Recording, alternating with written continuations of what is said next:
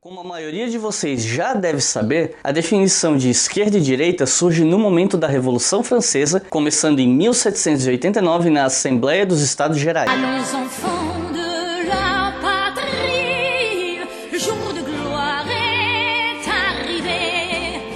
Contre nous de la tyrannie, l'étendard sanglant élevé, l'étendard sanglant élevé. Entendez-vous dans les campagnes mugir ces féroces soldats? Ils viennent jusque dans nos bras, égorger nos fils, nos compagnes. Aux armes, citoyens, forcez vos bataillons. Marchons, marchons, cœur sans ceinture, en révolution.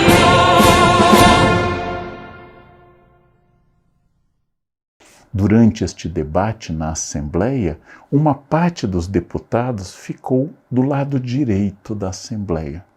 E esta parte dos deputados queria que o rei tivesse mais poderes, que as transformações fossem mais lentas, que não houvesse ruptura com a ordem tradicional. E à esquerda ficaram aqueles deputados que queriam limitar muito mais o poder real, ou até havia os radicais que queriam uma abolição da monarquia. Esses dois modelos de pensamento político, a ideia de que nós devemos radicalizar e começar do zero e podemos montar a política do jeito que nós queremos, versus uma concepção de política que é prudente, que procura respeitar o conhecimento herdado do passado e manter o tecido social unificado, de alguma maneira estão presentes em todos os conceitos de esquerda e direita das democracias modernas, seja nos Estados Unidos ou na Alemanha, na Inglaterra ou no Brasil. Ocorre que a direita compreende que a desigualdade é algo não apenas natural, mas algo que não tem solução.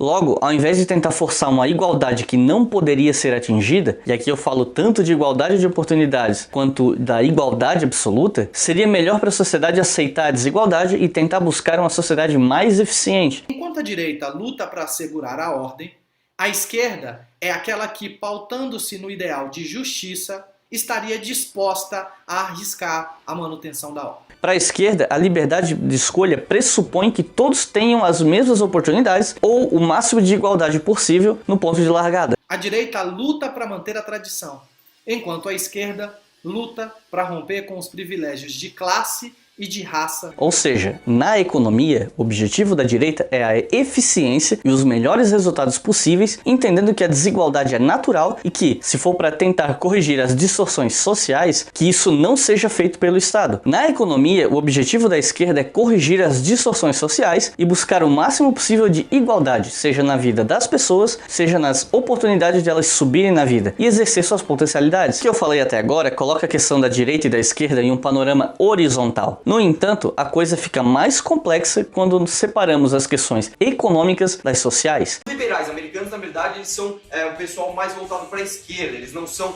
tão conservadores. Não, você não está confundindo, não. Os liberais americanos realmente não são conservadores, eles são liberais. Você que é conservador. Eles inventaram o liberalismo, cara, junto com os ingleses. O termo é deles. Você quer saber mais? Parece um turista que pede sushi no Japão e reclama que não tem cream cheese. Os filósofos como o Adam Smith e o John Locke estavam querendo desconcentrar o poder e garantir liberdade. Eles achavam que não fazia sentido nenhum que reis e rainhas mandassem na porra toda sozinhos. Era um pessoal bem radical e progressista para a época deles. Não exatamente conservadores, mas o contrário disso. Os pilares liberais que eles estabeleceram são simples, tá? E a The Economist, a publicação liberal mais reconhecida no mundo, ajuda a gente a entender. Liberalism is a worldview based on liberty and equality of opportunity. Liberals value free trade, open competition, and freedom of expression. Liberdade e igualdade de oportunidades. The idea that Adam Smith is most famous for is the idea of the invisible hand of the market. If government had a role in the market, it was simply to guarantee the enforcement of economic contracts. O candidato óbvio que é aquele que una o liberalismo econômico a práticas conservadoras no campo do comportamento, é um gigantesco vácuo. É um gigantesco vácuo. Perceba que ele não diz que o candidato vai preencher um gigantesco vácuo, ele diz que o candidato é um vácuo. Olha que agora que eu percebi isso vendo o vídeo, que lapso perfeito, que ele se definiu como um vácuo. Aquilo que eu diria é que o conservadorismo, ou uma atitude conservadora, antes de ser uma expressão política, começa por ser uma atitude filosófica. E é a partir de uma posição filosófica que nós podemos chegar ao conservadorismo como política. Dito de outra forma, uma pessoa que se acha conservadora ou que acredita que tem uma posição conservadora do ponto de vista político, sem ter uma dimensão filosófica do que é o conservadorismo, pode chegar a situações caricaturais de se achar conservadora, simplesmente porque é importante preservar a ordem, a segurança, sabe? No fundo é a velha política da cartilha. O senhor é um candidato, um político, liberal ou conservador? Eu sou um candidato liberal na economia e me considero conservador nos costumes. Liberal na economia e conservador nos costumes é tipo... o Estado não tem que se meter no mercado, mas tem que se meter no... Não dá para ser metade liberal e metade conservador. Ou melhor, até dá se você, além de candidato, for bilionário dono da Riachuelo, que recebe empréstimo a juros bem baixinhos do BNDES e é acusado de exploração de trabalho escravo. Grande parte do liberalismo made in Brazil. Eles pegam um movimento super tradicional e tiram dele tudo que tem de interessante. É tipo o que fazem com os samurais. Vão aprender a lutar? Não. Vamos usar a espada? Não. Vamos se matar pelo nosso país? Não. Vamos pegar só o coque. Ou seja, há um confronto entre posturas libertárias e posturas conservadoras em qualquer sociedade. Eu sou coxinha assumida, de direita, né, liberal. Então é necessário inserir a tradição liberal em sua história concreta e perceber que, ao mesmo tempo que o liberalismo foi um avanço civilizatório frente às monarquias absolutistas da Europa, frente à ideologia e o modo de vida feudal, esses avanços civilizatórios sempre foram restritos aos proprietários dos meios de produção, homens brancos ocidentais, e que essa esfera de defesa da liberdade do indivíduo contra o autoritarismo, via de regra, exclui a classe trabalhadora, as mulheres, os povos colonizados da periferia do sistema capitalista e também os povos racializados, né? Eu acho que é muito mais racional, do ponto de vista político, você defender a liberdade, a igualdade, a justiça, a ordem, o que quer que seja, partindo de uma análise das circunstâncias e da realidade. Porque podem existir situações, sobretudo em sociedades, por exemplo, onde existem diferenças de riqueza acentuadas que podem ser combustível para situações potencialmente revolucionárias.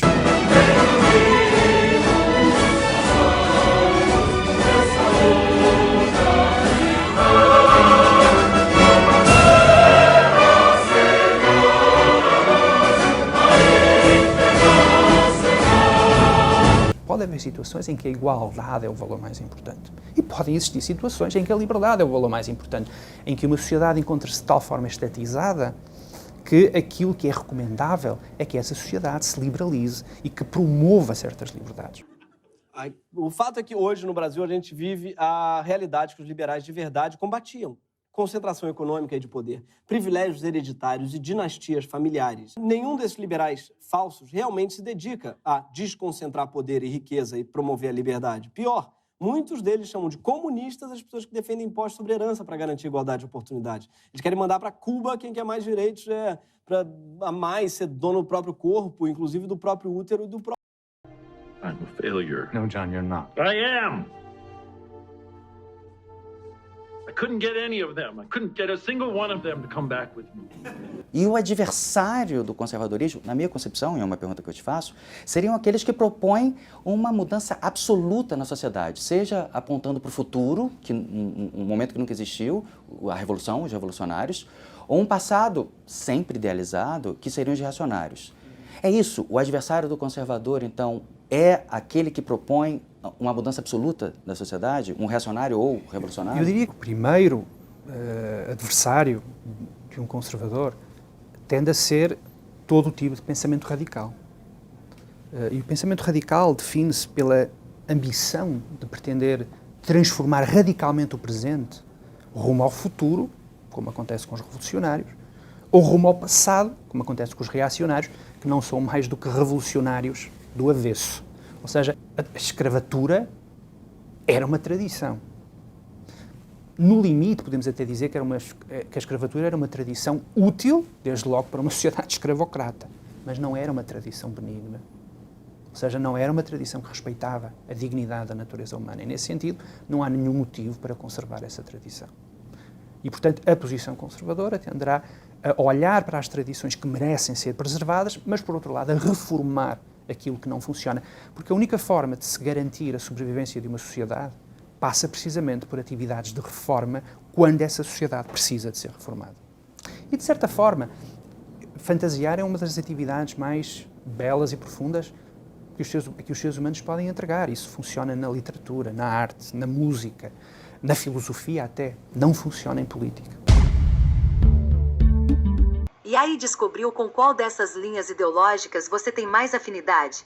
Ou acabei levantando mais dúvidas do que já tinha? Deixa aqui nos comentários suas observações. Não se esqueça de deixar um like se concorda que esse é um conteúdo útil. Isso vai sinalizar para o YouTube que o conteúdo é relevante e ele vai mostrar para outras pessoas. Sugiro ainda inscrever e ativar as notificações para ficar por dentro de novos conteúdos. Quer contribuir com o nosso trabalho? Seja membro colaborador ou faça uma doação de qualquer valor para o Pix fixado no primeiro comentário. Au revoir.